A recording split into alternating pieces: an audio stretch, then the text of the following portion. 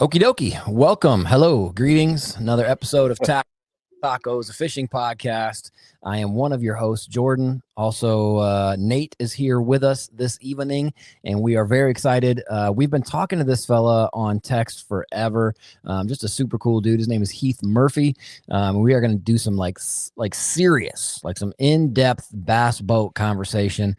I asked him to take us to how is a bass boat made school for dummies. You remember those books back in the day, Nate? Like whatever. Oh yeah. For dummies. Like I want like bass boat building for dummies. I love boats. I was just telling him in like the little pre-conversation, if there's a boat around, I'm looking at it. Old, new, at the ramp. I don't know. I can't get enough of looking at how somebody has their boat rigged, what their jack plate is set to, what kind of trolling motor they're running, what kind of, all the little stuff. I saw a dude the other day who had a Stratus, and he had like an old 1970s clear polyurethane steering wheel that was like bright blue with like bubbles in it. It was the weirdest thing ever. I'm like, oh, that's dope. Yeah, I don't know, but cool. And the customization and we're gonna talk bass boats and Veracity Marine and all the things he's doing these days. But before we get into all that, before we bring the man in from South Carolina, I'm very excited to talk to you, Nate, about baseball. I don't think you ever shared on this show. Break the people off just real quick. Like tell the story briefly, but what you told me about Addison on his team and like when he first got drafted or whatever, and what he said, because that crap is so funny to me. Yeah, well, it was pretty good. So, so we're on a new team this year. We actually just had our third game today, 3-0. But at the first practice, we show up.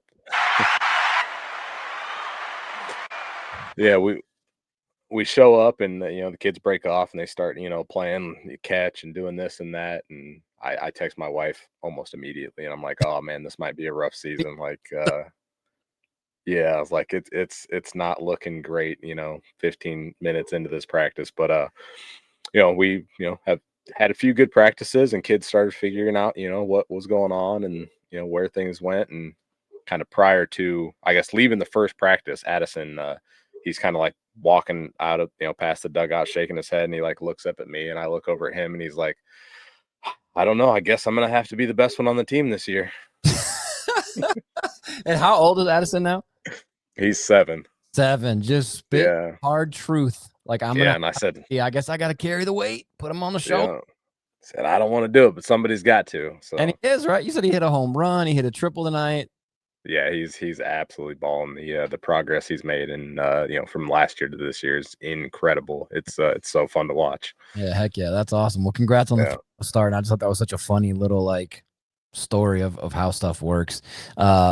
My son, my 4-year-old Gus, is obsessed with all things fishing right now. And as you may or may not know about me, Nate, I have more than a couple fishing lures. I have a few. And I have 4 hanging on my mic stand right now. And one of them is a koiki from Temu. Koiki. But anyway, so I've been doing this thing with him. Hey, if you're nice to mom today, all day, if you're not yelling or being a butt, every day, I'll let you crawl on the boat and pick out a bait, whatever you want. But not really whatever he wants. I'm not letting him have an Ed chain crankbait or something. Anyway, and so he's been doing better on that. Today he was sitting down eating some noodles for dinner, and as he's eating his noodles, he pulls up a long noodle and he goes, "Oh baby, that's a big crappie." Kids are so rad and so weird. And then he's like, "Oh, but this is my noodles." Then he ate his noodles. I don't know. He's weird, but yeah, kids are dope, dude. I love they are being a dad. It's super fun. So real quick, let's jump off with our sponsors and socials. Nate, hit us with the socials, because there's one thing I want to say about one of our sponsors that kind of ties into our 1,000 YouTube giveaway, whatever. So do the socials, then we'll do the others, and then we'll bring Heath in. Yeah, Tackle and Tacos on Facebook, Instagram, and YouTube, and of course tackleandtacos.com. That's tackle and tacos.com. So still got some merch on there, stickers, all the good stuff, and of course, like you said, the on all the socials, the 1,000 subscriber giveaway for the YouTube deal. So we're getting inching closer. Yeah, we definitely are. And with that 1,000 subscriber YouTube deal, so if you win, once we hit 1,000 on YouTube, and we're around 900 right now, started off at like 600 when we did this little giveaway thing. So it's pretty good growth, I feel like, and I'm stoked.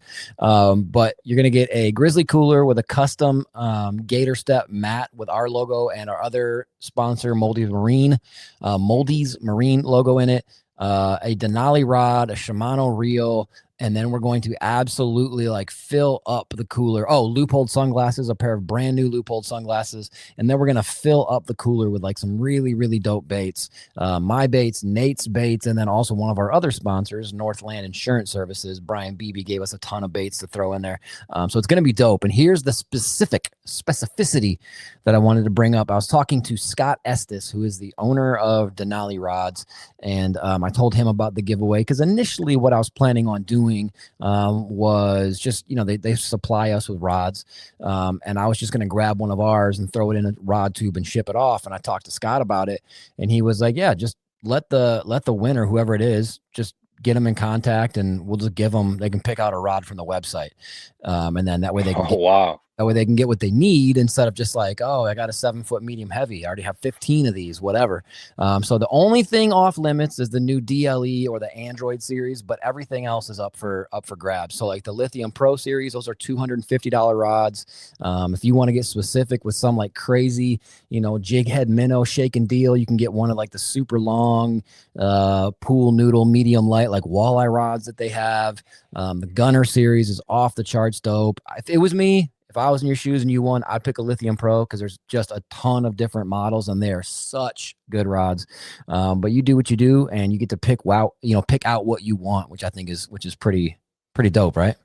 Yeah, no, that's incredible. That's news to me. And yeah, like you said, that the Lithium Pro line is unreal. Yeah. I posted a picture of one of them just the other day on our Facebook and Instagram. But man, Yeah. they are incredible. Yeah, tons of guides, super lightweight, and then just like 50 different actions. Not really, but I think they have like 20 models or something, like 5 spinning and 15 technique specific bait casting rods. Like that's dope. But anyway, so our sponsors are Grizzly Coolers, grizzlycoolers.com. WCB gets you 15% off. Loophole Optics, Denali Fishing, Moldy's Marine, moldysmarine.com, and Northland Insurance Services, northlandinsuranceservices.com.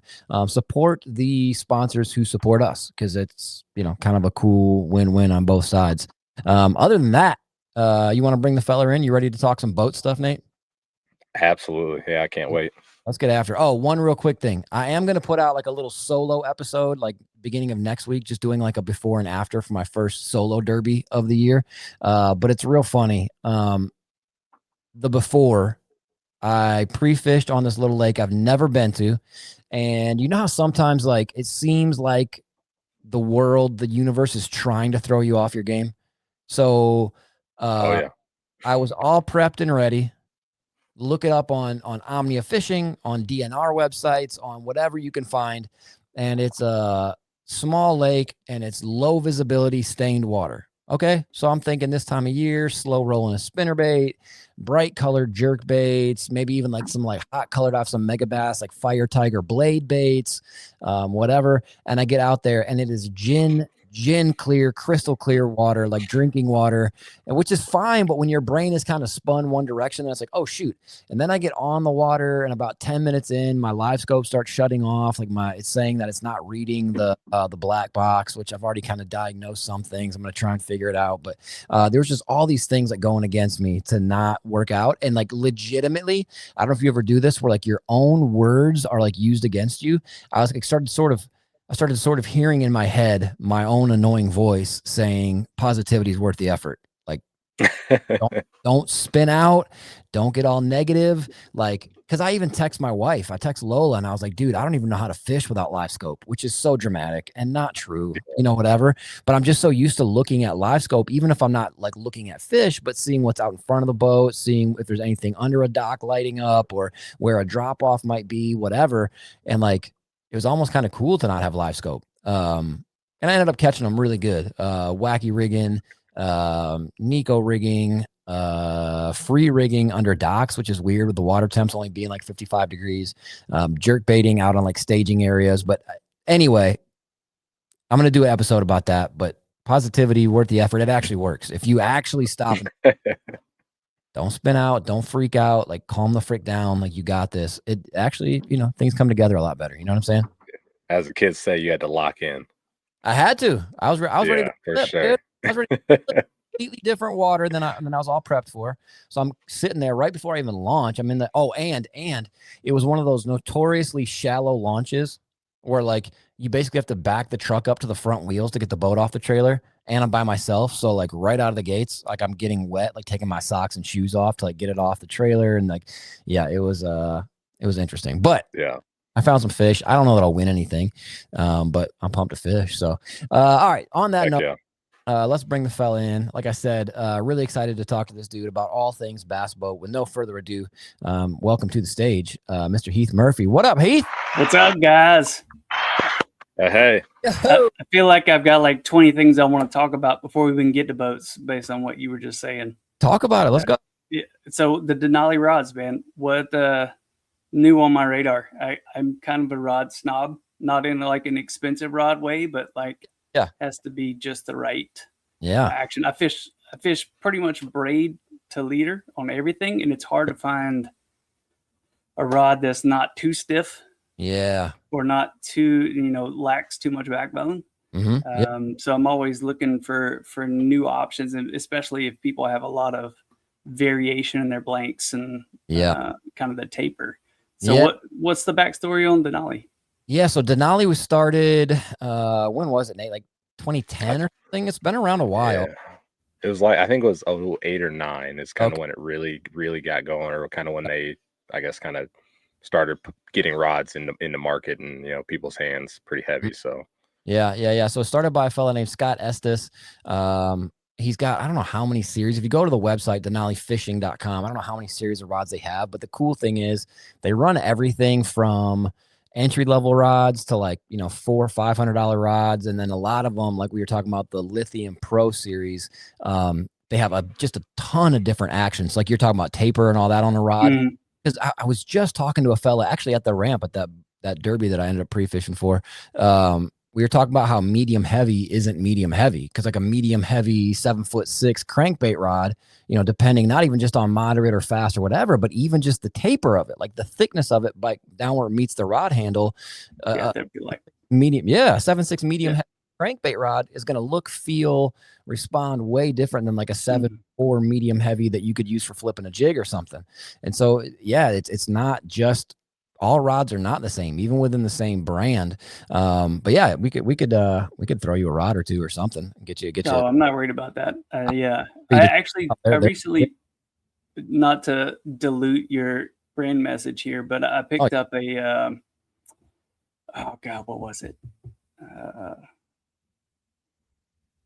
Dobbins. Yeah. And I don't remember what series it was, but it was like kind of the mid-range. It wasn't like a super expensive one, but I love it. It's a 7.3, or 7.2 or 7.3. It says medium heavy, but it's a little bit on the lighter side. Sure. Yep. But I like I said, I fish a lot of braid, mostly braid. The only time I'll throw just straight fluoro or mono is if I'm flipping in heavy wood with a jig or something. I don't want to bite into the wood. Sure. With braid. But yeah, everything else, it's pretty much always braid. So I can use a lot lighter tip, which is really nice to fish with a lot of times. If you don't need that extra stiffness towards the, to get all the goo out of, mono or fluorocarbon. Yeah, for sure. But anyway, I'll get on lots of tangents tonight. Oh, dude. No, it's perfect. What it's worth. I totally agree with you. For the longest time, I don't know where I came up with it, or even if it was just sort of, because, like in fishing, like right now we're in like the obsession with the urchin baits. And last year, it was like the jig head minnow and forward facing ruined everything and blah, blah, blah, whatever.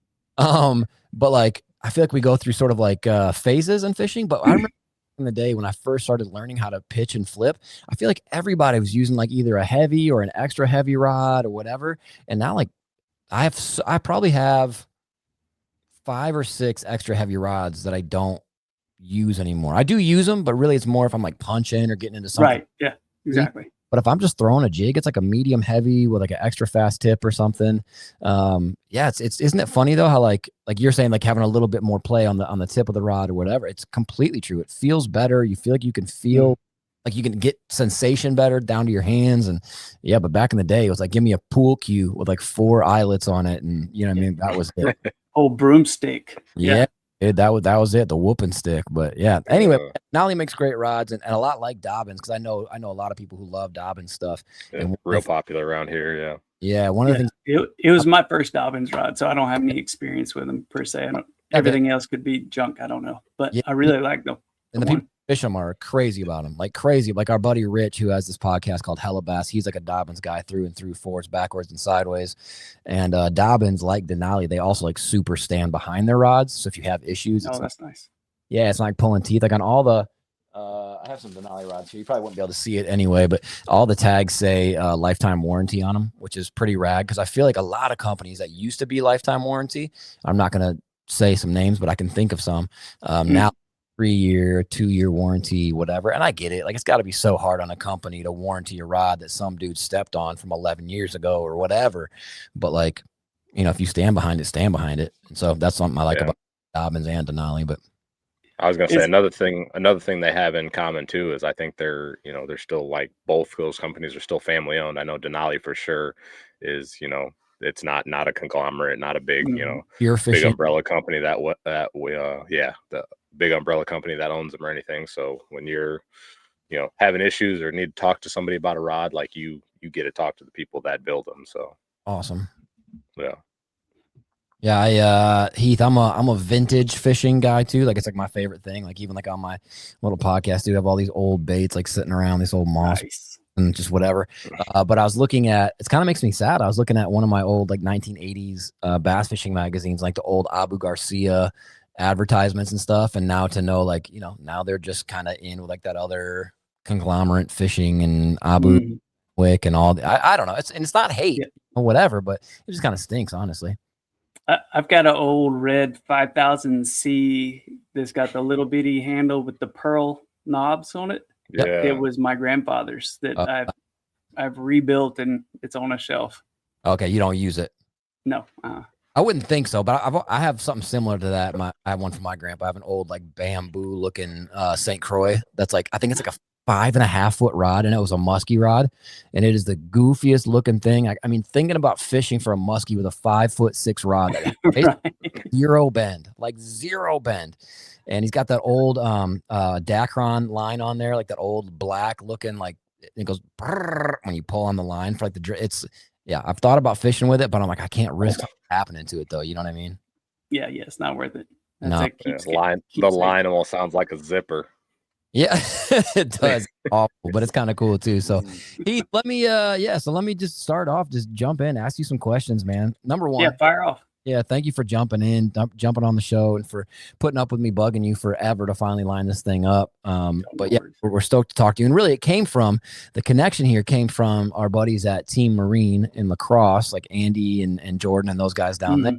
Jordan reached out and was like, hey, we just did sort of like, I think he said it was sort of like a podcast, because they're not really a podcast, but I know he did an interview with you. So from there, I've been like wanting to have you on. And so, yeah, thanks for putting up with me. Oh, yeah. Glad to be here, man.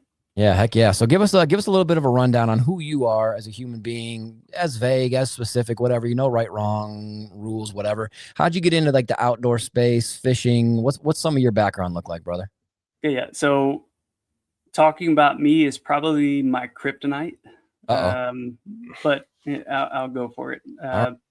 My background is actually engineering. I was a automation and controls engineer for 15, almost 20 years before I got into boats. I've always been a fisherman. It started when I was a little bitty guy. Started fishing some tournaments in my later teens, and then just really loved to fish. I'm one of the people that would go out and fun fish all weekend, and I might fish a couple tournaments a year, but I just love the challenge of figuring them out. And, bass can be so fickle. It just made the challenge was irresistible. Yeah. I just when I'd go out and not catch them, it fueled me. If I went out and I was tearing them up, hour, 2 hours, 3 hours, 4 hours, whatever, okay, cool, I caught them, go home. But if I couldn't figure it out, it drove me nuts. So I'd stay out there all day, all night. I've fished all night before, and then all day the next day until the next evening, and basically was about to collapse. But I'm just get determined. I love to fish. So one day I was working for an engineering firm in Charleston, and we had a really nice office. My window was overlooking the Charleston Harbor, and I'm watching boats go across the harbor. And loving fishing and being an engineer, boats was something that I was always particularly interested in. Performance, design, etc. So I was watching these boats go across the harbor, thinking about hull designs, ride quality, dryness, etc. And I was like, what am I doing?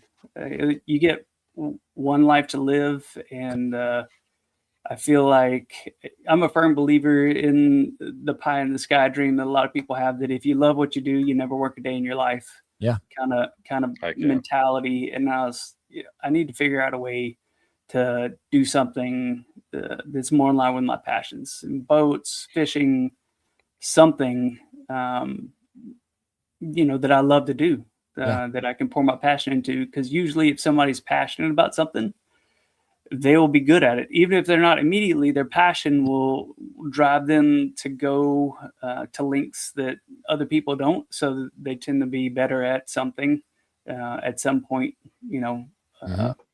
in time. So I hired somebody to take my place, trained them up, and I set off to figure out how to get into the boat industry. Wow. I didn't have anything lined up. I had some money. I had some money saved up to live on while I figured it out, and didn't know what I was going to do though. So I started scouring the interwebs and ran across, I think it was a forum on Bass Boat Central, where somebody was talking about that a guy from South Carolina was in the process of buying the molds and stuff from Bob Ackerbloom for Gambler. And was going to move it to South Carolina. So there were no names, anything like that. So I started doing some digging, and I found where somebody had registered a company called Hat Creek Marine Corporation in South Carolina, and it was doing business as Gambler Bass Boats. And it had a name and a phone number. And it turns out it was the direct cell phone number of my now ex-partner, who initiated all of this transition. Wow.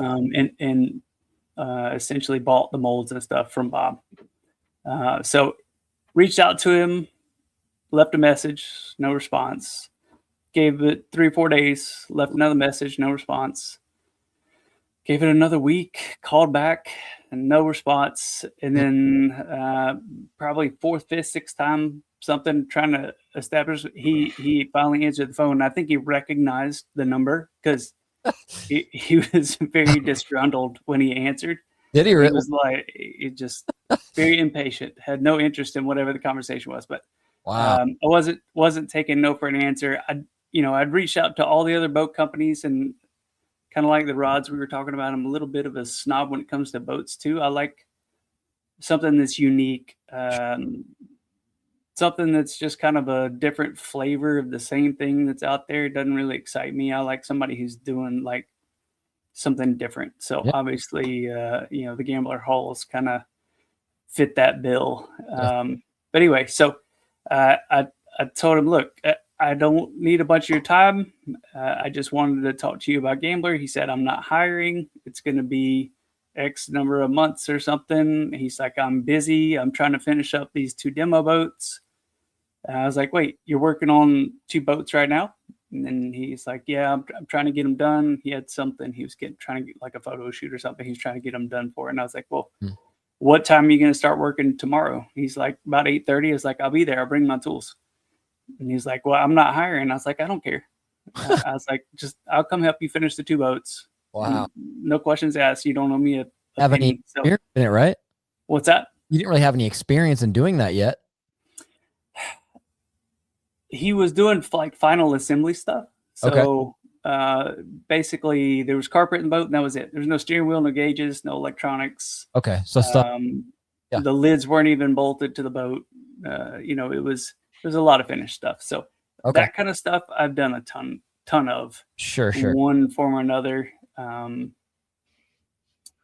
mean, I rebuilt my first transmission in college in the garage in the apartment complex. Like I rebuilt the first outboard and I was like 13. Oh my God. Our garage at home, just tore the power head off our old XP 150 Evinrude and laid everything out, marked where it went. My dad came out in the garage, opened the door, and he was like, "Good luck." And we walked back inside. But I put new rings in it, got it all back together. It ran like new. But anyway, so I'm a little bit of a nerd when it comes to hands-on, tinkering, working on things, fixing stuff. So I love it. I've done lots of wiring stuff, rewiring Jeeps, making harnesses. I had done lots of things like that. So I showed up 2 weeks. We finished the 2 boats, and after spending all day, every day for 2 weeks with him, he looked at me when we finished up, and he's like, "Okay, well, let's talk. Let's talk about what your role is going to be." So that's how I, kind of forced my way into the boat industry. Dang. Yeah, that's so cool. That's a good story, Heath. That's like a movie script. I've got more, but we can talk about the other ones another time. Sure, absolutely. Yeah. So okay, so let's just press pause for a quick sec and do a little bit of like gambler history or how, because I mean Ackerbloom started in Florida in the late 80s, early 90s, something like that. Yeah, we can. I mean, we don't even have to take it offline. So Bob started Gambler in 84, 86, somewhere around there. Okay, all right.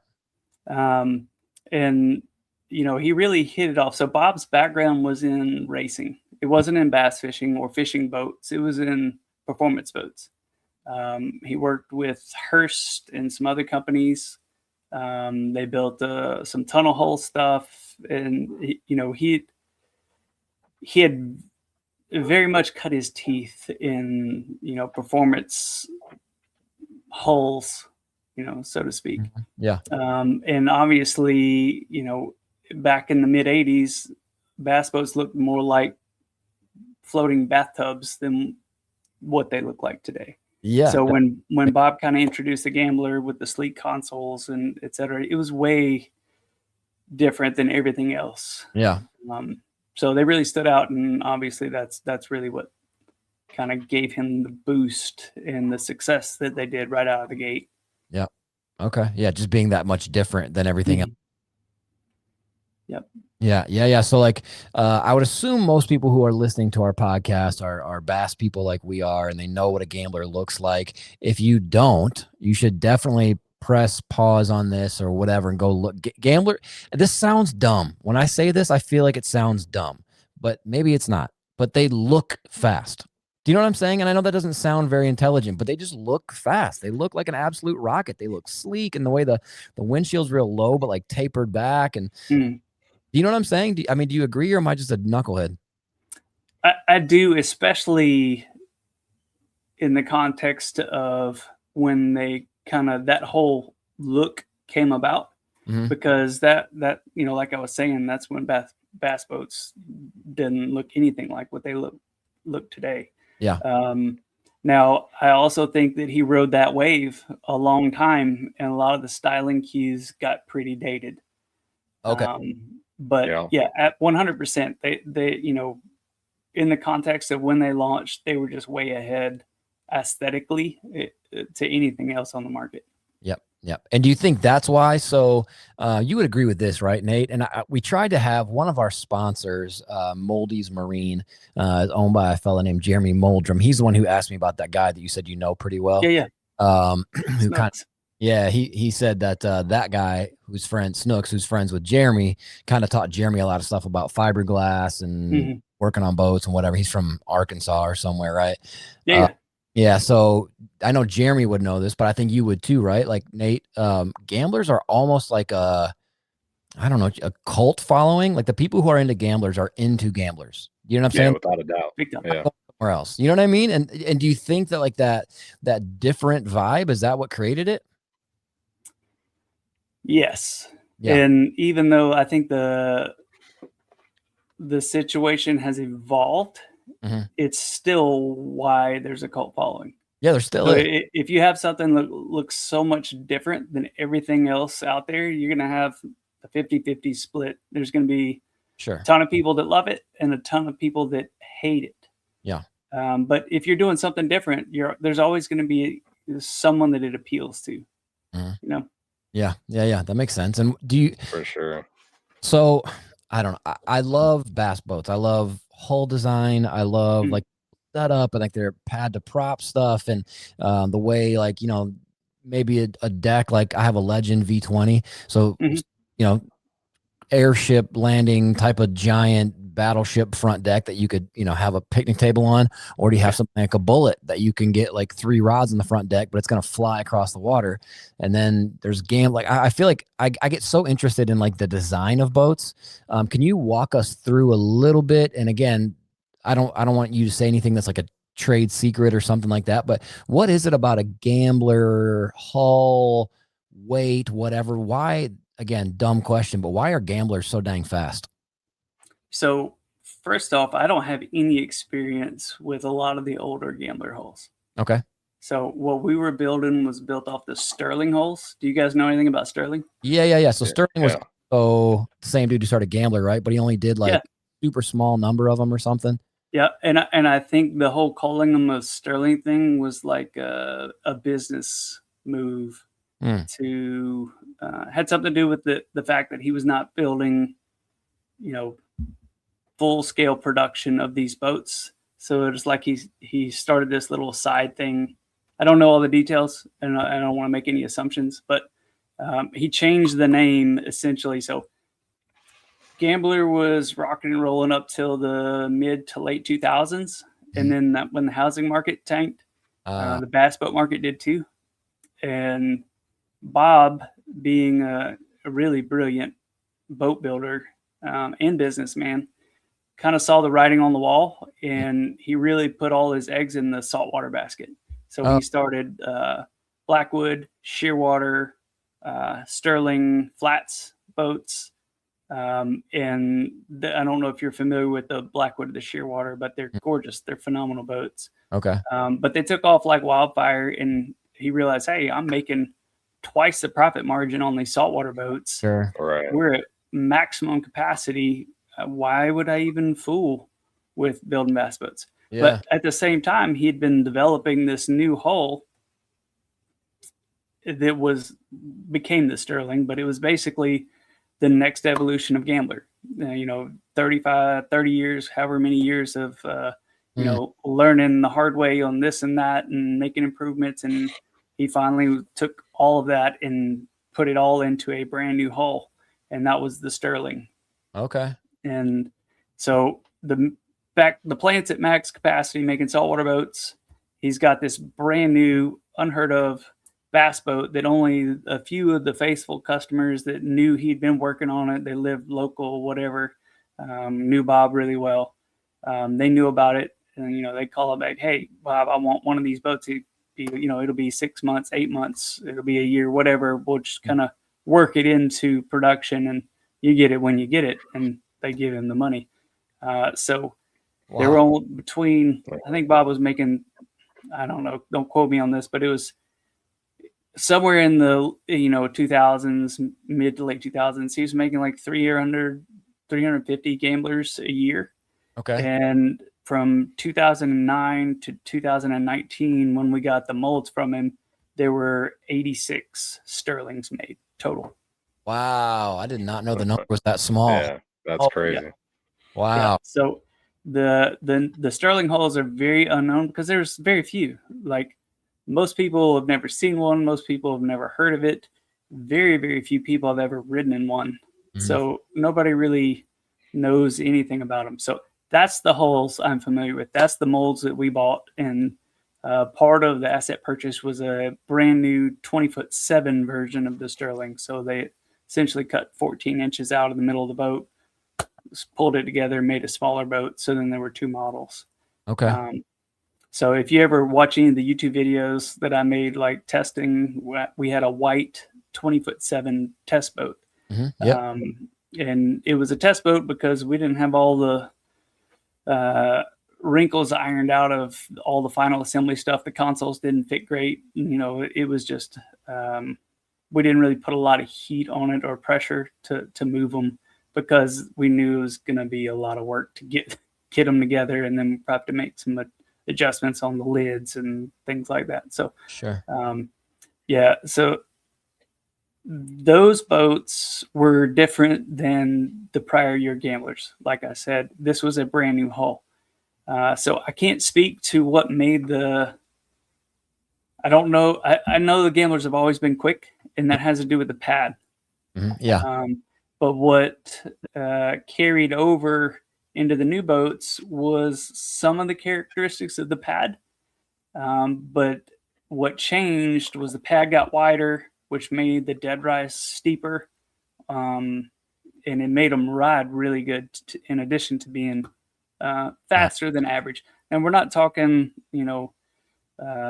one of the lighter bullet model speeds or an Allison speed or, stroker. It's not that kind of speed, but this is a big, heavy, solid boat that we're talking about. So the ride quality was unparalleled. I still own a Champion.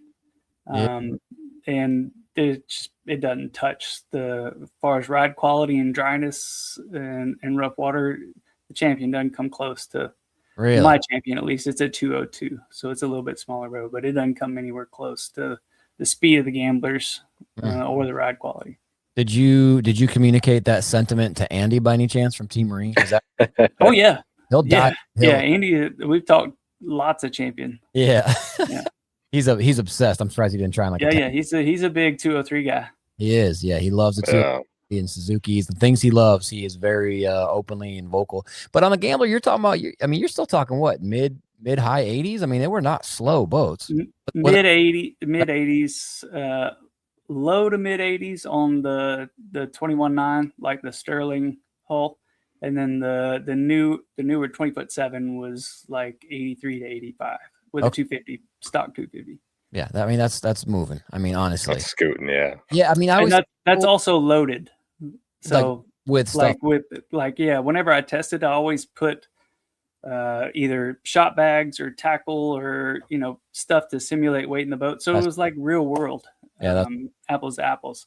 So I spent a week at Lake X with the 2 boats with the Mercury guys, and we ran one test with one prop and one setup where we took all of the test weight out.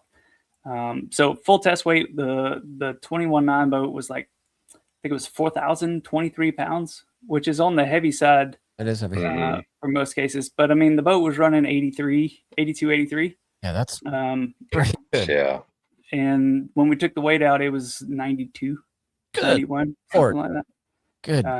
So when I talk speeds, it's always loaded like it would be if you were fishing. Yeah, but most people don't, though. Most people, it's such a, pardon the phrase, it's such a dick measuring contest that there is no real world context. It's just, I hit 91. Yeah, because you had a 1/9 of a tank of gas in, nothing in it, perfect conditions, and you were, somehow riding downhill or something. But well, a couple of years ago, Heath, this is so funny. Nate, we were reading on, I think it was on Bass Boat Central. On like one of the forums or something, or maybe it was on Facebook, like Bass Boats for Sale. And some guy was like, "Oh, I'm selling my Skeeter, blah, blah, blah. It's like a whatever with like a 200 on the back." He's like, "It'll do like 78 miles an hour, blah, blah, blah." And all the comments are like, "Yeah, on the trailer on the highway." Right. Yeah. Like, it was hilarious. Yeah.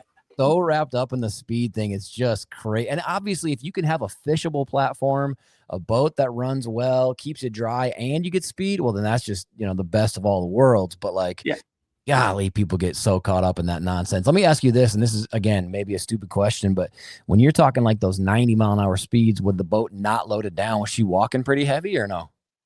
No. Really? Yeah. So, I mean, the usually chine walk comes from a lateral weight imbalance. Okay. Yeah. Or a issue with the hull design.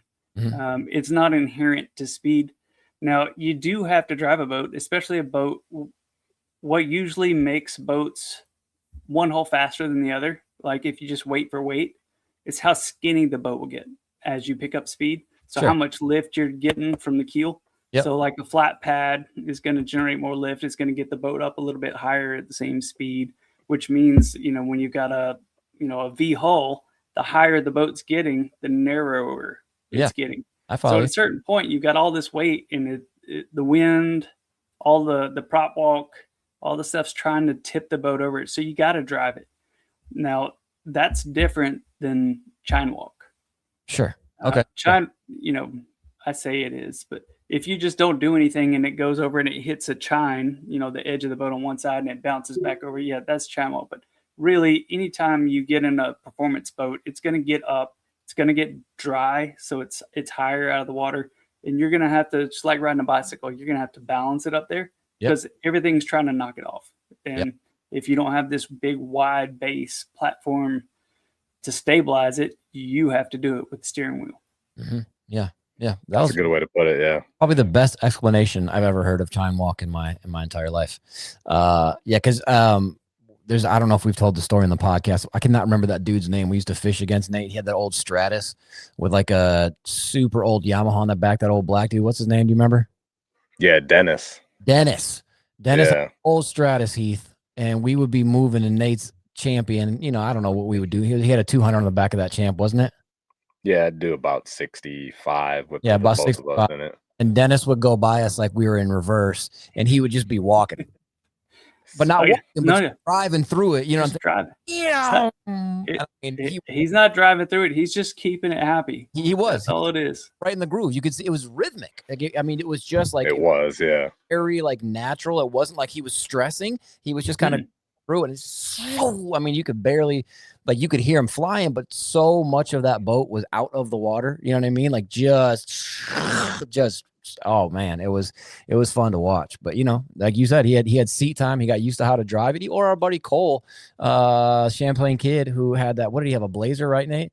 And he hated Blazer. Yeah, he hated it at first, and then learned how to drive it. Yeah, and then enough seat time, and he goes 80 without trying too hard. And that whole thing is so interesting to me. And I always thought chine walk came more from like enough air getting under your boat and the weight being off enough that it like pushed it or something. But yeah, your explanation was really good.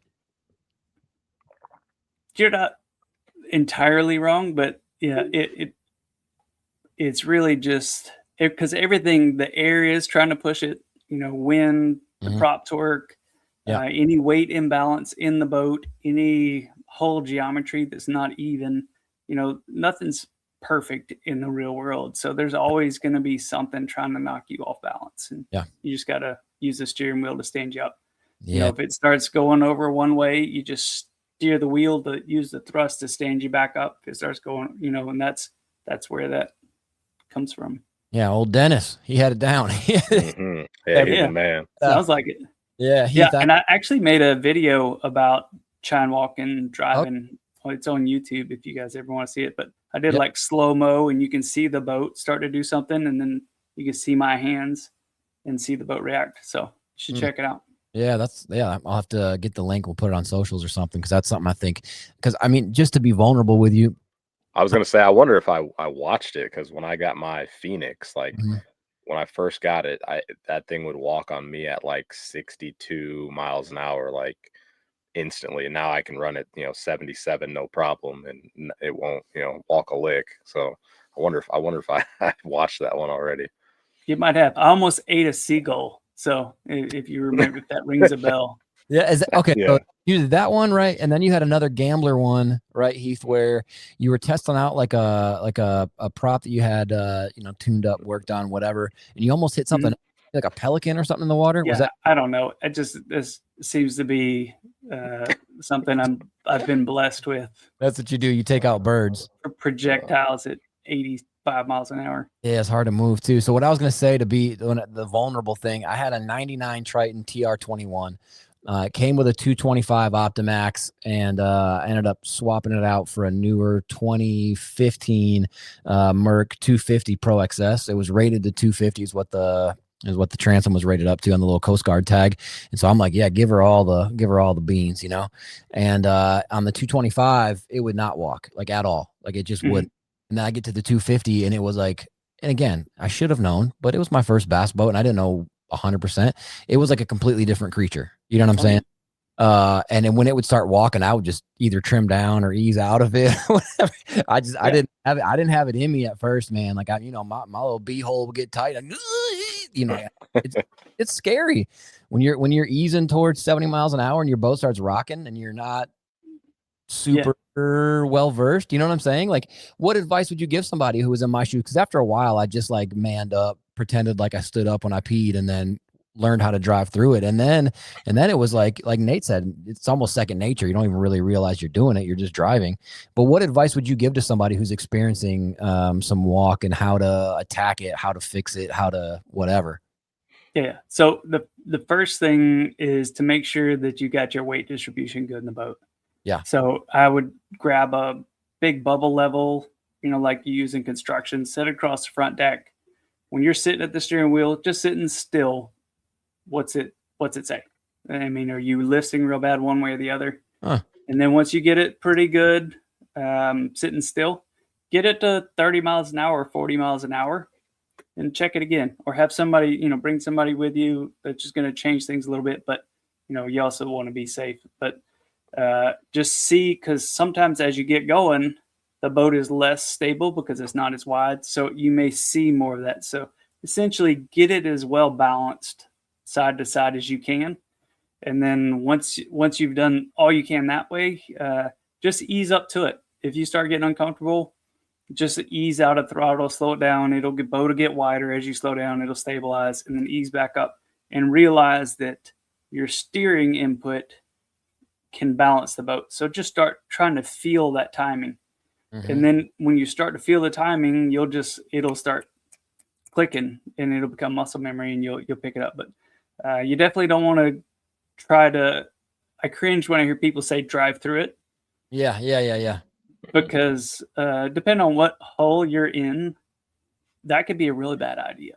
Yeah, and that's what I do, because that's what I tried to do. And then I remember one time, I think I was just off rhythm or whatever, and I don't know if it was moving to the left and I steered to the left or something, but it didn't like flip me sideways or anything, but it was a bit like lurch, and it stopped my heart for a quick sec. Yeah. So you've probably seen, what I'm talking about when I say strakes on the boat, the little steps that step up. So your strakes, a lot of flat pad boats, and I think the Triton you were just talking about is one of the flat pad boats. They ran pretty good, actually. They didn't ride that great, but they were fast. Yeah. But what you'll notice is the boat will be sitting up, say, past the first strake. It's leaving kind of in the tapered, slanted part. And as you pick up speed, it starts trying to get on those strakes that are down under the water. And you've got just barely almost enough lift being generated to get you up there. But then any imbalance, like the wind gusts or the prop walk or you lean or something, it can dip those strakes. So you get a little bit of imbalance there. And as you gain more speed, they're generating enough lift to stabilize it. So I think when people talk about driving through it, that's what they're experiencing. But you can't assume that's the case on every boat. Yeah. So you don't want to, you don't want to just tell somebody to drive through it when that could be the worst thing you could tell them. It could be it could be crazy dangerous. Yeah. If you're in an Allison, or don't try to drive through it. Just ease up to it. Try to find your balance. Try to find that muscle memory, that response. And if you're not getting it and it starts getting wonky, just ease out of the throttle, back down, and start over. Yeah. I would trim down and kind of throttle down to get me kind of nose come down on the boat a little bit, feel a little more controlled. What do you think about Allisons? I haven't spent any time in an Allison, so I can't speak firsthand, but I have a lot of respect for the hull. Yeah, sure. I still don't know how good the ride quality is. You find, it's like anything on the internet. You can find whatever it is you're looking for. So if you want an opinion that says they're the best riding boat, you can find it. If you can find an opinion that says opposite. But just based on the, the dead rise and just eyeballing the hull shape, I imagine is pretty decent ride. I know the weight and the pad design. I mean, obviously they're really fast. They're lightning quick. Yeah. But I've never been in one. So, and I've always wanted to. I actually tried to go visit Allison after Gambler. I actually went on a whole tour visiting bass boat companies and talking to them just to see if there was anybody doing anything that I felt like was worth digging my heels in and trying to get involved with, because it seems like that's the only way I ever get involved with anything is that persistent annoyance with people. But yeah, so I talked with Darius a couple times, and then was going to go. I wanted just to visit the plant, shake his hand. I've always been a big fan of the boats. Like when I was in high school, I had a poster of an Allison in my room. Yeah. The XB21. Yeah. And he called me back and he was like, yeah, I don't think so. I think he probably, he knew I had been involved with Gambler, but I think he just got uneasy. He didn't know me, didn't know what my intentions were, etc. And he wouldn't let me come visit. So wow, I got denied. So you pulled big fan of the boat, the hull. I would love to spend some time in one. I don't know, my buddy Steve Glenn at S2 Marine in Texas has started selling them, and he's like, man, you should come down. And I've just been trying to find a way to get down there to go put some seat time in one finally after all these years. It's been 20 years. Yeah, they're different. They're different looking. There's that one that has like the 2 rows of seats in it. Yeah. Seats and 2 bucket seats behind it. I'm not a big Allison fan, but I respect the bejesus out of how unique they are. They're not doing what everybody else is doing, not even a little bit. I like that. Yeah. And I know Gambler had some too, right? Like with the super dead nut center mounted trolling motor. All Gamblers came that way. Okay, yeah, I didn't know. All Gamblers were that way. Yeah. Dang it, I wish. If you see one that's not that way, chances are somebody changed it, but it probably left the factory dead straight. Great. Yeah, that's cool, man. So, all right, let's get after it just for a second, Heath. And you sit in the cockpit, you steer this thing. So, I don't want to get you to say anything you don't want to say, and I mean that. I'm just curious. So, Gambler, blew up in the 90s, blew up. Freaking Dale Earnhardt, didn't he have his own model? The Intimidator?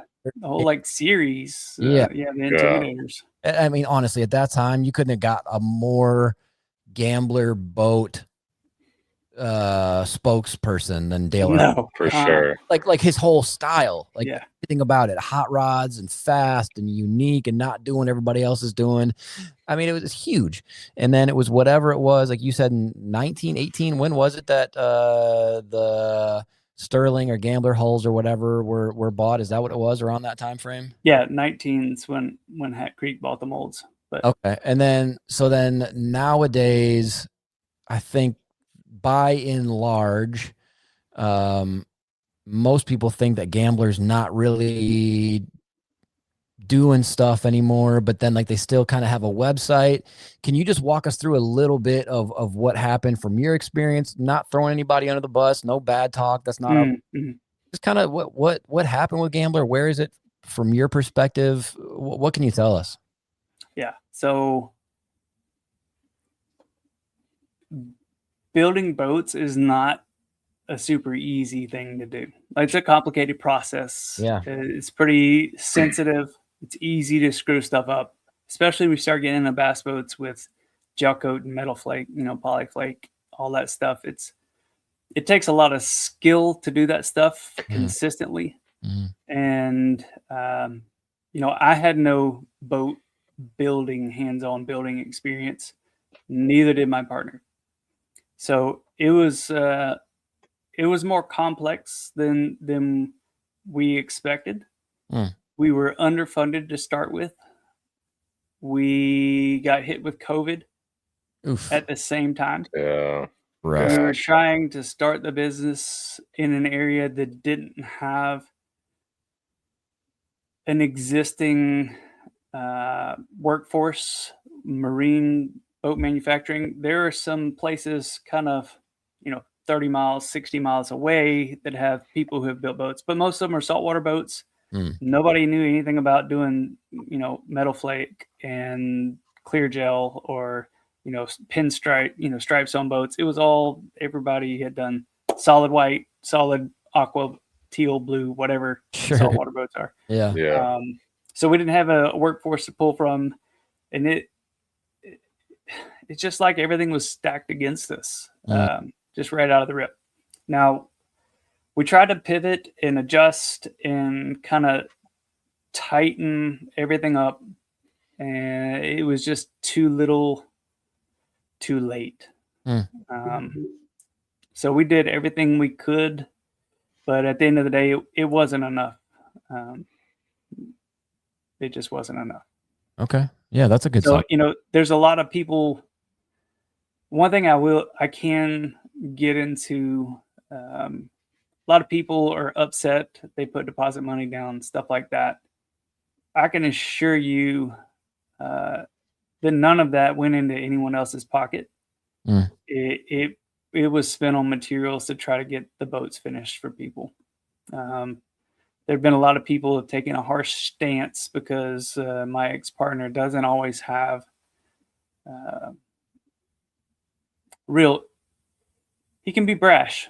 We'll just put it that way. Yeah. Sometimes he doesn't sugarcoat things very well, and he can come across pretty prickly. But he didn't. No one stole anything. Like there was no underhanded. There was no crookedness in any of it. It was just unfortunate they went down the way it did. And I will say that it's unfortunate the way some of the things were handled or communicated. But I mean, there was a lot of stuff that happened after I left there that is really what kind of got the bad press going. Okay. But the guy was losing everything. So his back was against the wall. He was in defense mode. I don't know. It got a little bit ugly right there at the end. But I mean, broad strokes. I mean, it's bad timing, tough labor force. We didn't talk much about my background, but essentially I've had 3 or 4 different careers now, like completely different. And every one of them has been me getting thrown in the deep end of something that I know nothing about.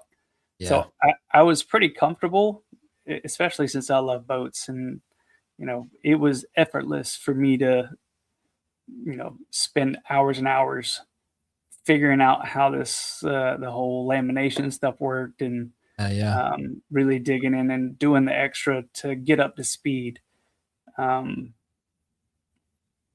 I don't remember where I was going with that, but yeah, it wasn't unusual for me to be in the middle of something I didn't know. So I was pretty comfortable with that, but when you have a partnership, there's some stuff that you can't control, and it just, everything, it was just too much, Yeah. Despite our best efforts. Well, let me ask you a follow-up question that's kind of going a little bit backwards. What made your partner want to jump in with Gambler? Like, if he didn't have everything lined up or everything in spades, and obviously I don't know how I couldn't have, but I didn't even think about COVID. That's a curveball nobody was hitting. And it's not just COVID. Yeah. Of course, that means like the supply chain issues and everything else. But what made him want to jump in with the Gambler hulls, and where did that come from? That's funny. He saw a Gambler at some lake somewhere one time. Okay. That was it. Yep. Okay. That was it. Yep. Wow. Okay. Yeah. I was waiting for a longer story. And like I saw a Ferrari once, you know what I'm saying? But I'm not buying like Ferrari, like metal stamping machinery. Wow. That's crazy. Yeah. He was into sailboats and was wanting to get into building boats, and then he saw a gambler at a lake somewhere, and he started doing some research and called Bob. That's how it happened. Wow, that's crazy. Okay, That is crazy. Yeah, that's kind of rad. Nate, you got any questions about the gambler stuff? Yeah. Yeah. So were you? I know you said you helped him finish up a couple test boats. Were there any other boats you guys were able to get produced at all, or? Yeah, we got 4 boats out while I was there. Okay. Yeah, so we got the very first boat, which is I'm not super proud of, but it's a black boat. It was in the Bassmaster Classic, actually, single console. Then we did a red boat, which was kind of the first production boat. Pretty happy with that one. I actually still fish with that guy sometimes. We're still in touch. Yeah, that's cool. And then we did the green boat was next, the Dirty Money boat. So it's like a green and orange flake. Yeah, pretty much if you Google gambler bass boats, you'll get pictures of all the boats that we finished. Then the next one was a silver boat that we finished for a guy out of Atlanta, which I was real happy with that boat too. And then they got like so much better each one we built. It's a shame, man. We were really getting our shit together. Yeah, that's awesome. Golly, that's cool. So one of the things I really wanted to talk to you about, Heath, and it kind of ties in with what you're talking about here. If I'm reading between the lines properly, which I hope I am, you said that some of the stuff was harder than you thought it was going to be. And like, I would assume absolutely. I was assuming you had pretty strict tolerances for finishes and quality and build and blah, blah, blah. Again, I don't know this, but I assume, which is a dangerous thing, if you were however many weeks into a build and you found something wrong with the hull, with the whatever, you can't really start over or fix it. I mean, were you just scrapping large? Exactly. Yeah. Okay. So that's real hard pocket. In the first year, we'll just call it the first year. It was like a little over a year. We threw away $216,000 worth of fiberglass. Oh my gosh! That's including labor associated. That's not just straight raw material costs. But I mean, we essentially threw away 8 months of the first year. Oh my gosh! So I mean, and were you? I mean, you chalking that up to growing pains, or I mean, what did you know what was going on, or was it just the lack of experience, or? It was the lack of experience. It was the lack of any kind of standard operating procedures. So if you've got a established boat company and you've got some seasoned people and like your lamination lead, your gel coat guy, your finishing guy, like final assembly stuff, if you just have like 4 seasoned people, you can hire people off the street and they can kind of show them how to do things. Yeah, sure. But when you have 0 seasoned people and they walk in and you have no instruction to give them, it's just Russian roulette. I mean, it was you couldn't. And this is getting into the part where I don't want to say anything, but I was shocked when we actually finally got into the plant, because I worked for 2 years before we even got in the plant. So wow. Just in prep work, website, all the merch stuff, just trying to get the business, anything I could touch on that my partner didn't acknowledge that he was working on, I just pulled it in and started working on it. Wow. So I did CAD models for all the lids, compartments, all the parts, did all of our merch stuff, the website, branding, the anything I could touch. He said he had like all of the operating procedures, assembly stuff, instructions. And when we got started, I was like, all right, let's, let me see what you got for instruction stuff. Cause I knew I had to show him how to check his email. So, I had a feeling he didn't have like PowerPoint slides of things that we could blow up and, with pictures and instructions. So I was like, well, give me what you got. And I was thinking I'd just run with it. And there was nothing. And I was like, well, what are we going to do? Dang. We are such bad trouble. Yeah. But anyway, so yeah, so that's the kind of stuff, when I say we got in over our head, we didn't know how complex it was going to be. That's very true on both, my account also. But when you start paying the lease, the notes keep coming, whether you get a boat out and get some revenue coming or not. So every time, you got this new person that makes a mistake and drives a wedge through the side of a deck when you're trying to demold it,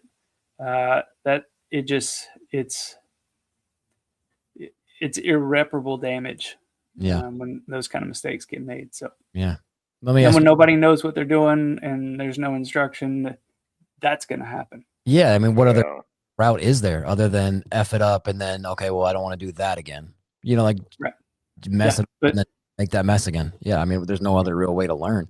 Let me ask you this, though, to flip it, like in a positive note, how good did it feel when you guys started actually pumping out a couple boats? Like you had to feel top of the world. Yeah, dude. When we got the first boat out, so it took us it's right at a year and a half to finish to finally get it out the door. After throwing, 3 hulls, 2 decks, countless small parts. After throwing it all away. But when that first boat went out, I cried like a little girl. It was the best feeling, dude. I swear. Yeah. And that feeling is what I kept fighting for the next 2 years. Also, just get back. In every boat we finished after that. When I was there, we finished, like I said, we finished a red boat, the green boat, and the silver boat. And when we handed those over, I was so proud.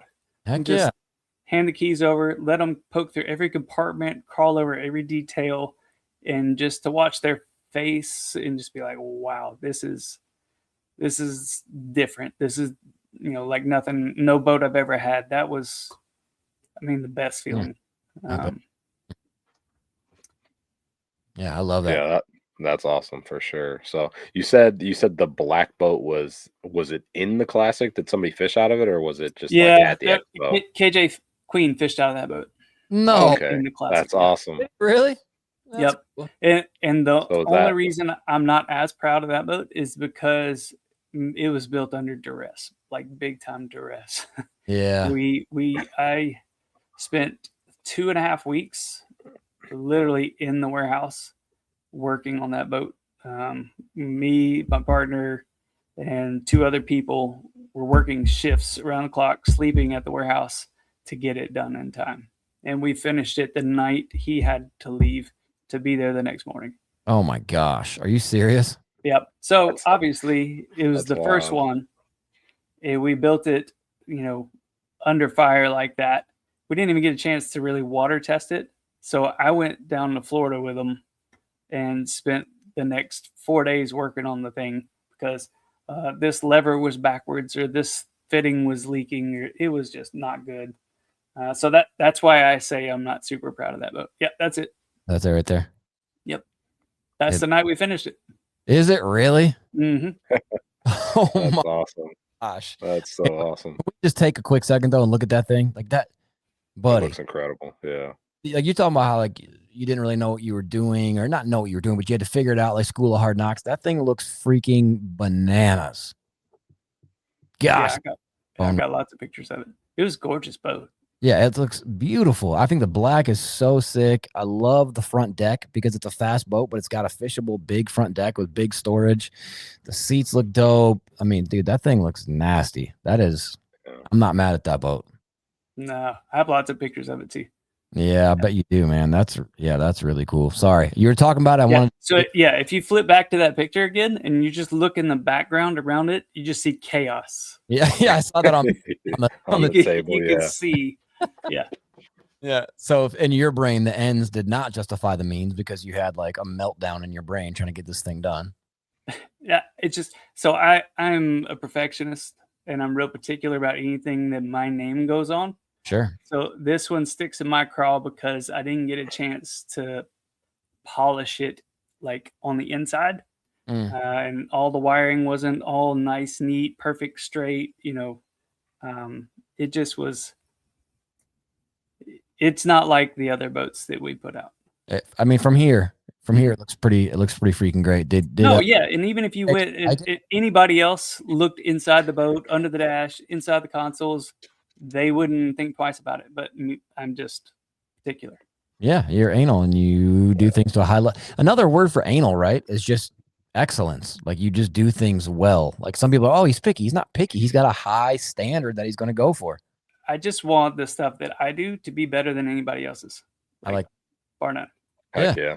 That's awesome. That's like something you put on the wall somewhere, like when you walk into a factory. The stuff we do here is higher than everybody else's, or what? Like that's awesome. Well, I don't want to keep you too late, Heath, but one thing I really wanted to walk through, and it seems might be a good time to walk through it. The Idiot's Guide to Building a Bass Boat. Like, give us just the dumbest. I don't know if you ever watched the show The Office, where Michael, there's like a overage in their finances, and the accountant is telling Michael, he's like, well, here's what happens. So you want to spend this money, because if you don't, then next year they're going to think you only need this much money. And he's like, okay, explain it to me like a 10-year-old. And then he goes, explain it to me like a 5-year-old. Like he just keeps down like further. Yeah. Give us like a 30,000 foot view, dumbed down version of like, how do you build a bass boat? Like in order, what's the easy part? What's the hard part? How do you do it? Yeah. So most people don't realize the order of operation far as like the gel coat and the fiberglass. People are used to how cars are made, where you build the body and then you paint it. Well, bass boat's the exact opposite. You've got this mold that you put the paint in, and you just let it get a little bit solid, not like dried, cured is what you would say in gel coat and resin terms. You wouldn't let it cure, but while it's still a little bit tacky but has some body to it, then you do what's called a skin out, which is a real light fiberglass that'll adhere, and then you let that just about kick. You let it get firm like potato chip, like hard, and that gives it some support, because the gel coat's kind of rubbery. And when you spray it in the mold, it obviously takes the shape of the mold, and then it can pre-release, it can come off. So you do a real light fiberglass layer on that, and you kind of let it get some body to it before you start doing like your major fiberglass. So then you do your major fiberglass, you do your stringers, all your structural stuff. And then most boats, you would let that cure, and then you would pop it out of the mold. And then the underside that's been in the mold is what you actually see on the outside. And that's the surface of the boat. Crazy. So it's a little bit backwards. What was different about the Gamblers, the reason I say it the way I did, is that before it came out of the mold, we would do the liner at the same time. Then the liner mold would get flipped over, bolted to the hull mold. And then we had a bunch of foam injection ports, and we would had a schedule where we would high pressure foam inject expanding foam in between the liner and the hull, and it would fill all the voids, all the cracks, and then come out of these vent holes around the perimeter. So it was all basically like foam adhesive together. It's like great stuffed together. Right. Basically, great stuff is, it's not the exact same thing, but it's a same principle. Pretty close. Expanding foam. But that's what, one of the things that make Gamblers ride quality unique, and is just a real solid structural feel. It feels different. Like when you get in one, you can kind of feel the difference, especially the newer ones. I rode in a 206 that didn't feel anything like the new boats. So I can't speak for everything, but yeah. So that's kind of the process. So the gel coat that's on the outside is not the last thing, is the first thing to happen. Yeah, that is weird. And then the hardest part is the stripes and the metal flake, for sure. That kind of stuff, because you can't fix it. So when you do the poly flake, metal flake, whatever you want to call it, you actually do it in that first step when you're doing the gel coat directly on the mold, and you'll do like a layer of clear, and then you mix clear and the flake together in a certain ratio, depending on how dense you want it to be, full coverage or mist flake or something. And then you come back and you have to do like a mist coat on the back of that layer of clear. And then you'll come back and then you'll back it in black or some sort of backing And what that does is it prevents light from being able to get through it if you have any like thin spots. Sure. Yeah. Spots that aren't as thick. And then if you got stripes, you got all these tape lines you got to pull, and you got to pull them off just perfect. And it was just incredibly difficult, that whole part of the process. I still want nothing to do with that. Like, I can jump in with a lamination crew, but I mean, I spent 2 days in the booth doing the gel coat and pulling tape, and it was terrible. It was stressful. And I don't want it sounds stressful. It sounds whatever that guy wants to make, pay him.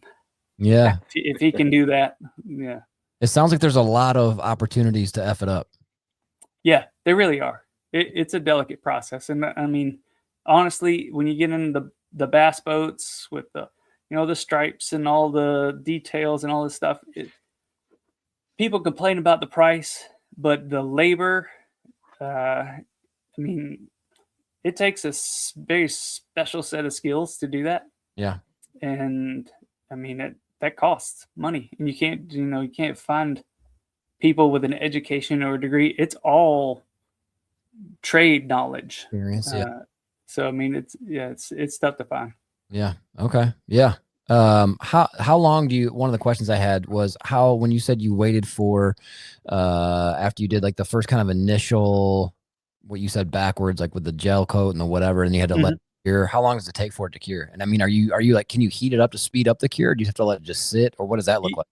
You can, but you typically don't want to. So what we would do is we try to finish the gel coat and the skin coat of the light layer of fiberglass at the end of the day.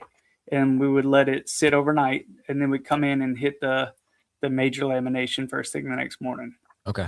You got it depends on the ambient temperature and what kind of resin you're using, but I mean, it can get tacked up pretty good and still be active chemically, so that you get an actual chemical bond. So most of the time, if you think of gluing something and you let the glue dry and you try to glue something to it, it's not glue and glue mixed together. It's like glue trying to stick to something that's already hard, dried. Yeah. But the resin actually doesn't cure unless you can cut it off from oxygen.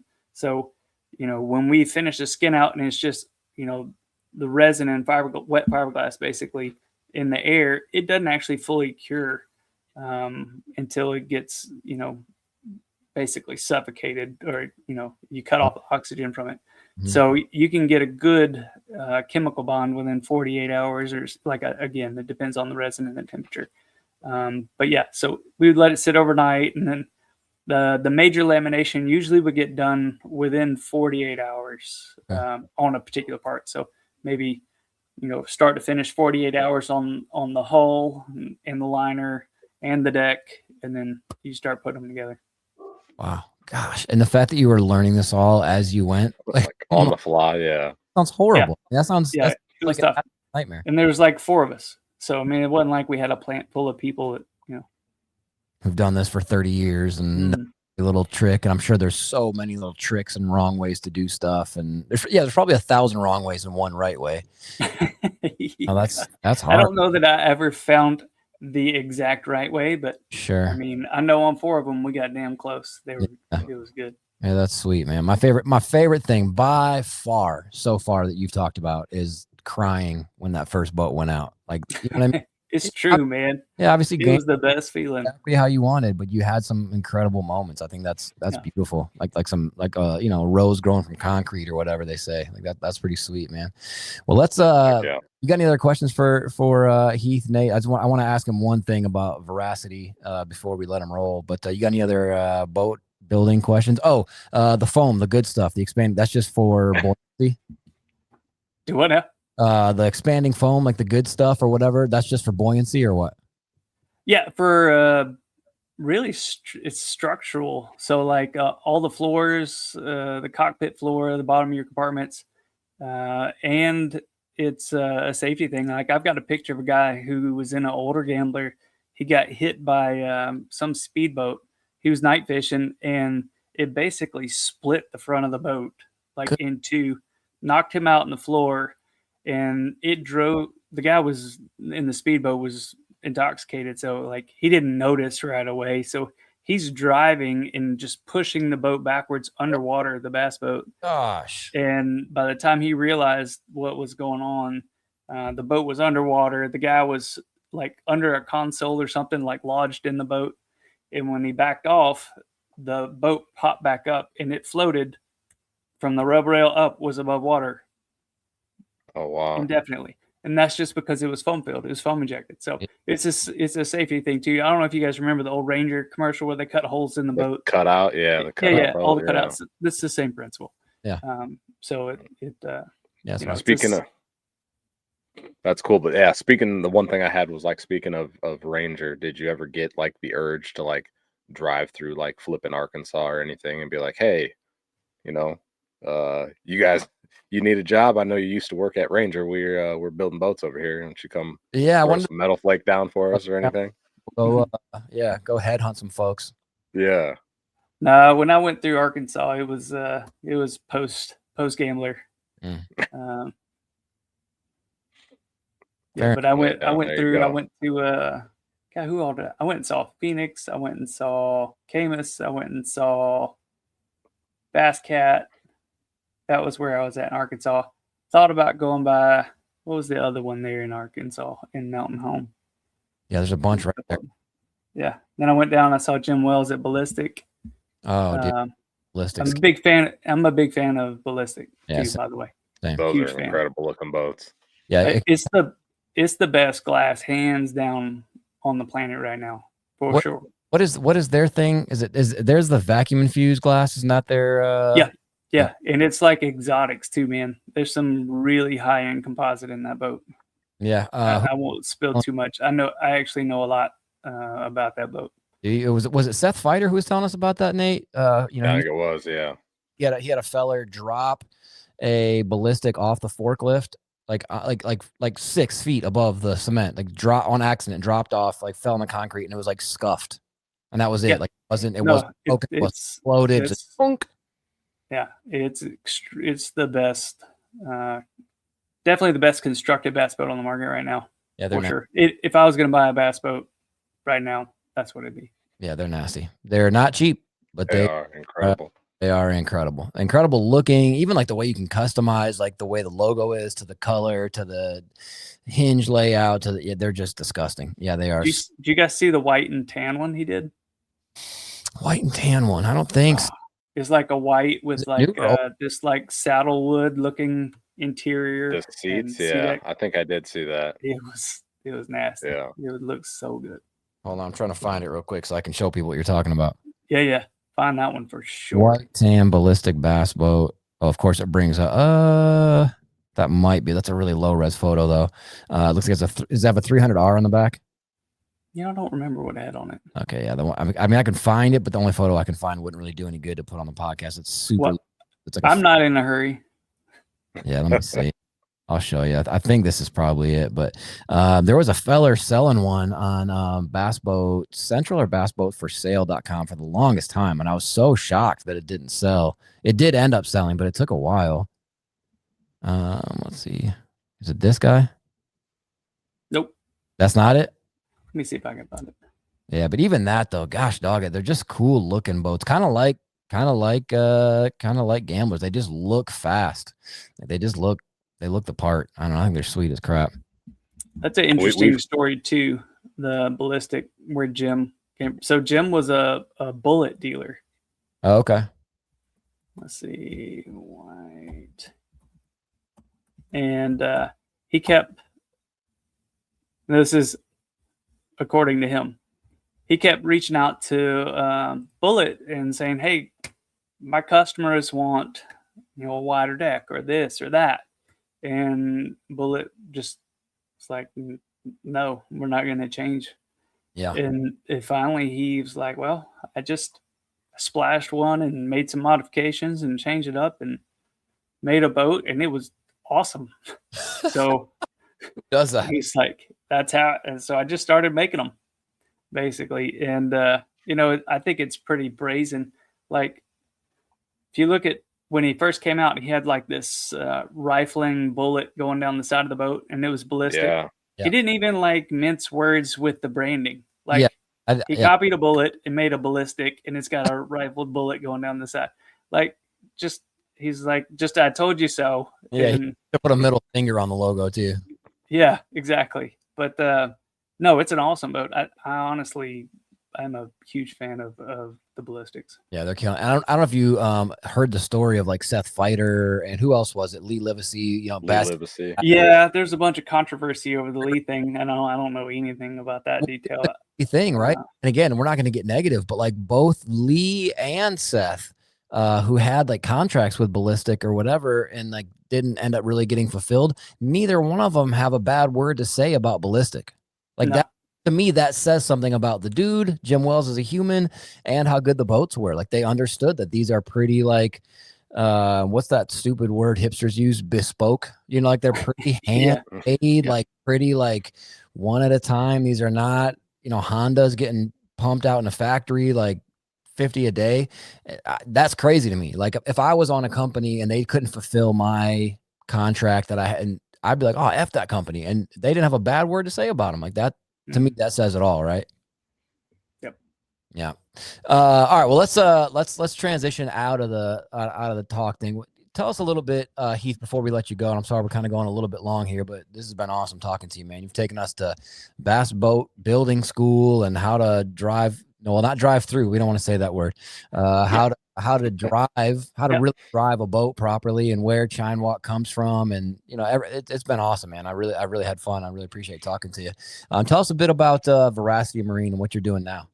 Yeah. So when I left Gambler and was trying to figure out what my next moves were going to be, I started thinking about, you know, what am I going to miss? What do I like? What did I enjoy? What can I duplicate? And one of the things I love and still love most about the boat building experience that I had was working with people and helping them, you know, helping them with stuff that I know about.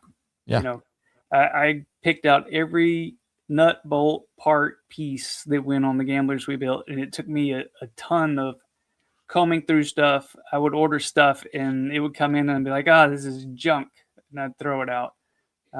So I ended up with a pretty good kind of background knowledge of who's making good stuff, what stuff works well. And I was like, well, why don't I just try to do that? So I started the Veracity Marine, which is just a marine parts and accessories website.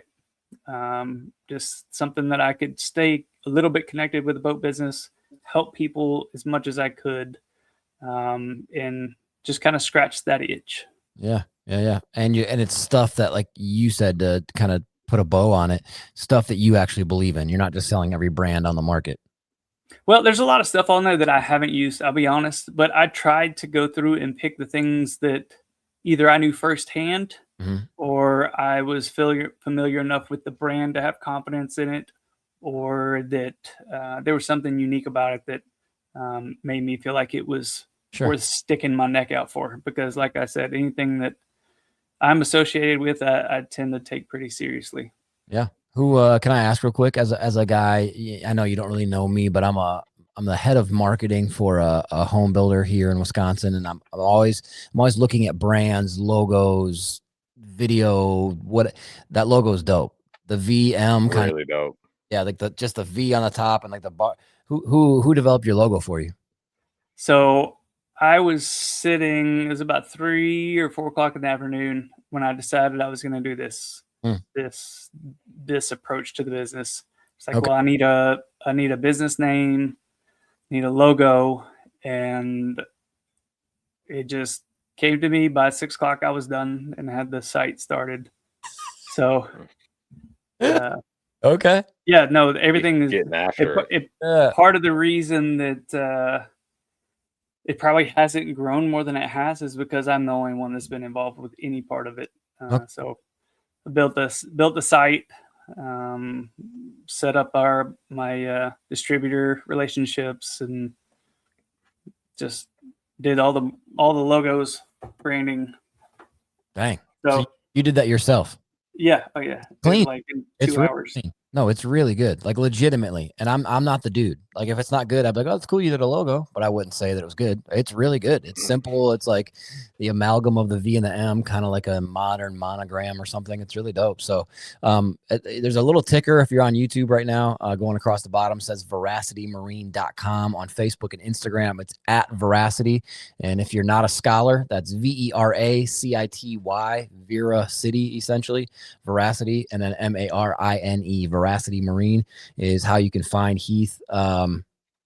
Yeah, if you can listen to this podcast and not want to support this dude and the ventures he's got going on, I don't know. You know, there's something, your heart might not be beating, but this was awesome, man. I really appreciate you. I really appreciate you jumping on, and like bottom of my heart, not just lip smacking, but I wish you the best, man, with Veracity and whatever else you got going on in your life. For real, this has been awesome.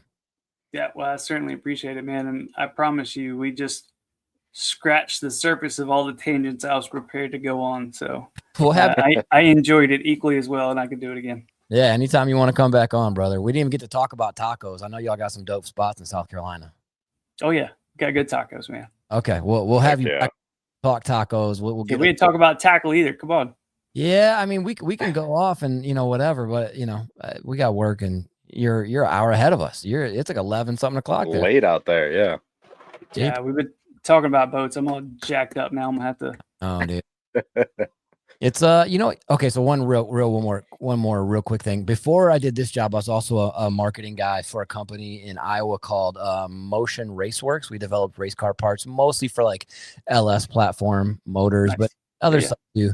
And one of the things I learned from working there is a race car is never done, like never. So like if your goal, we did mostly like quarter mile stuff. We did drag and drives where you would like race at one racetrack and then drive your car to the next racetrack and race it there. So it was like endurance plus speed and really fun stuff. If your goal was to hit like a, I don't know, whatever, 9-second quarter mile, or some dudes, 6-second quarter mile. Once you hit that, it's not like, okay, I'm done. Then it's like, okay, well, let's see if we can dial it down to 5.9 or whatever, to get crazy. You end up, blowing a piston into the moon or something. But like, is it not the same thing with boats? Like, is a boat ever really like done, whether it's like tweaking it, fine tuning it, or adding an accessory or changing electronics, or like, I feel like boats are never really done. You're asking the wrong guy. I'm an engineer. Like nothing is done. Yeah. That's just, so I always tell people there's two types of engineers. There's the kind that like to do calculus, and then there's the kind that just can't leave shit alone. Like nothing's ever good enough. There's always got to be some room for improvement or something you can tweak and optimize. Yeah. So yeah, I am totally 100% in agreement that a boat is something that's never going to be good enough. You can always make it better. Yeah, I agree. Okay, so really fast, last thing, I swear on my life. Tell us about your setup real quick. Your Champ. What are you running? What's your motor? Yeah. So my Champ is unfortunately taking the back burner over the years, but it's a 96-202 with a 2002 EFI 225, 8-inch jack plate. I just slung the ear off my ballistic prop this weekend. I was pretty upset about that. It's actually the prop that I ran 86 in the white gambler test boat with. And it finally just chunked a blade on me. But like you didn't hit, so it just gave up the ghost? Yeah, it just stainless steel prop, man. It's just enough time. Yep. Time's just ticking off. It's gonna sling an ear eventually. Yep. So yeah, average top end on it with the 225 8-inch plate is usually 72, 73. Best I've had, I was actually running a 29 Bravo XS 75. But that was cold weather, a little bit light. Yep. But yeah, the Champs is not a speed demon, but there are some things I love about that boat that I wish I could incorporate into a hybrid. Hull is design. that the Champ that they consider like the unicorn hull? Is that same year? Was that like 90? I can't remember if it was 95 or 96 of the 202 series. Yes, that's it. Yeah, but it's like driving a go-kart at the fun park, man. That thing is just on rails. It's so responsive. Yeah. And if it had a little different pad on it, and I've been kicking around the idea, I'm gonna flip it one day and do some pad renovations, just to get it to lift a little bit, because it could have a lot better top end for its weight, and it doesn't get dry enough. Like, it doesn't have enough lift. The balance is off. But there's so much potential in that hole. It's so much fun to drive. Yeah. The whole shot's amazing. Let's say they get on pad the second you think about. Yeah, it just throttle. Jumps up. Yeah, the ass just comes out of the water. Whoop. Yeah. Yep. Yeah, I absolutely loved that about my Champ. I had a 96 190 with a 200 Evinrude on it, and I bet that one would move. Yeah. Oh yeah, it would fly, and like you're saying, it got on pad in a second and a half. Like it was fun to drive. It was another one. I'd ran a 4-blade prop, and I felt like I could turn on a dime and just do anything I wanted in that thing. It was a perfect river boat for sure. Yeah, it absolutely is. Yeah, that's a good way to put it too. A riverboat, something you need to jump up, and you're not ever going like cheetah top end speed. So that's kind of how I compared the Gambler and that Champion. Is the Gambler was like a cheetah. It had this like long. It took a while to get up to speed, but I mean, it had great top end, and then the Champion's just like explosive, but it just not quite as top end. But I mean, if you were to race them and it was a short race, my Champ was going to jump all over just about anything out there. Yeah. As far as just getting up and getting going. Yeah. Man, that's sweet. Gosh, dog it. Yeah. Heck yeah. Yeah, I could talk boat stuff all day long for sure. That's dope. Well, Heath, thank you for jumping on, and we'll stay in contact. We'll have you back on. We'll talk more about boats. We'll talk about some tacos, some tackle, and hopefully talk about how Veracity is just blowing up. But thank you, man. Yeah, man, no problem. I appreciate you having me on. I'd come back anytime. Shoot the shit with you guys. Absolutely, love it, man. Heck yeah, it's awesome. Thank you. All right, bye. All right, see you guys. Peace. All right, that was Heath, the dude. What a freaking fun conversation, dude. All over. Yeah, that was awesome. Yeah. Like I knew a bit about him, and I knew some of his story, not a lot of it, from the conversation Andy had with him. But gosh, that went so much better than I thought it was even going to go. Yeah, no, for sure. We kind of talked kind of prior to the pod, and said it could go a lot of different directions, but it was one that yeah, man, it was good. A lot of awesome information. It was, and I also think he did, honestly, like, I'm not trying to, suck up. Like I wouldn't benefit from tooting his horn for no reason, but like I thought he did a really good job of delicately dancing around the Gambler stuff, because obviously things didn't go there the way that he wanted them to, and it sounds like he put in work, like serious work.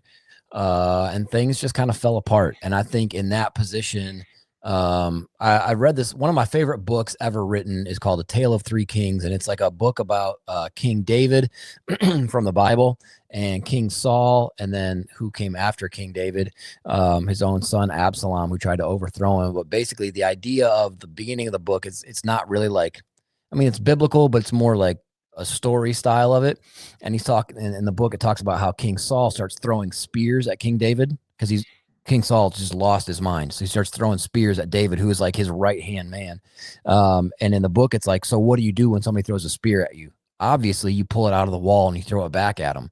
And it's like, but David didn't do this. It's not that he didn't know how, he chose not to, or something like that. Like this idea that like in the moment, sometimes the thing that feels right is not the right thing.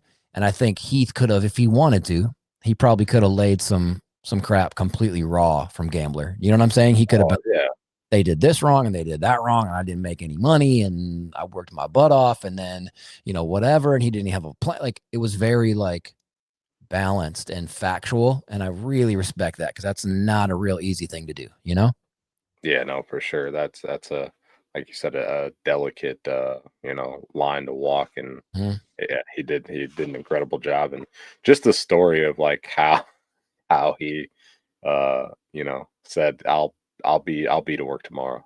Yeah. And just like stayed until the boat was done. And then didn't that feel like a movie or something, like how it started some big thing? No, that's exactly what I was going to get at. Like that could be like an exact like storyline, like, showed up, I'm working, we'll get this done, we'll figure it out later.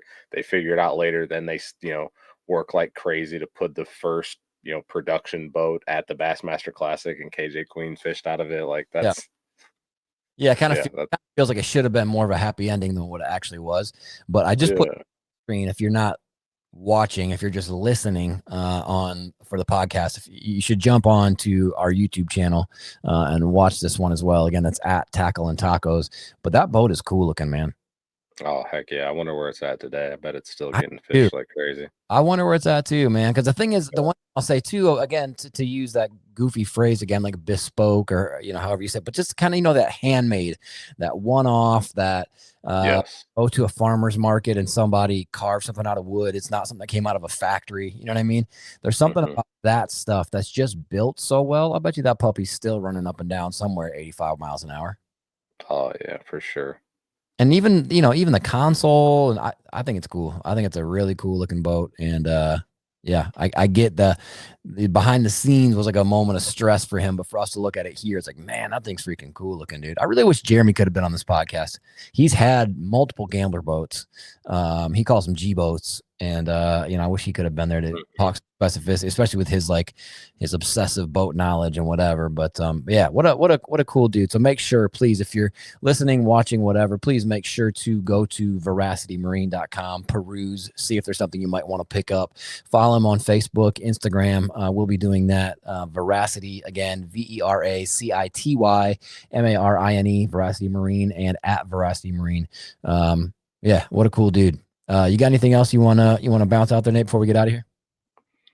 Nothing I can really think of other than I think we need to find a way to get him like totally hooked up with Jim Wells so they can get out some more boats and we can fish out of a couple ballistics one day. That would be dope. Yeah, that'd be really dope just to link him up. Like, hey, like maybe we could just start annoying Jim Wells somehow. I know Andy knows him. So connect with Andy, connect with Jim Wells, and be like, hey, please. Are we there yet? Dad. You just annoy Jim Wells until he goes, fine, cripes. Yes, Heath can work here. Fine. I don't care. And you're right. Maybe that would up their production. Plus, yeah, their boats are, you and I were talking on the water the other day. Tournament. And I said, if money was absolutely zero concern, you could have anything you want, what boat would you go with? And you said Bass Cat, and I respect that. I love Bass Cats. The only thing about Bass Cats is it's not as unique as something like a Gambler or a Ballistic or whatever, but not that that's a bad thing. But dude, Bass Cats are bad at the bone. Yeah. I think they're a company too that do enough things like just a little bit different. Like they're still a bass boat that's doing bass boat things, but they do them kind of, their own fashion as compared to, some of the other companies. So I agree. But yeah, unlike, Ballistic, who is just doing their own thing entirely, Yeah. Did you know that story about Bullet with Ballistic? No, I had no idea that. I wondered that though. The very, very first time I saw the name Ballistic, I'm like, well, there's already Bullet. You know what I mean? Is it this on them, or is this like a dude like, call them boys for Vexus used to build boats for Ranger and they did their own thing? Yeah, apparently it is just a full blown, flat out FU to a Bullet, which is really funny. It is, yeah. And they're incredible looking. Like they're just the sickest looking boats out there. But anyway, that's it. Appreciate everybody for listening. Please, if you would, consider on Apple, iPod, iTunes, podcast, whatever you say that. It seems like it changes all the time. Apple Music, podcast. I don't know what I'm saying. Anyway, make sure if you would give us a positive review, 5-star review, and write a review. That can really, really help us a lot as far as getting our podcast pushed out to more people. Same thing on Spotify.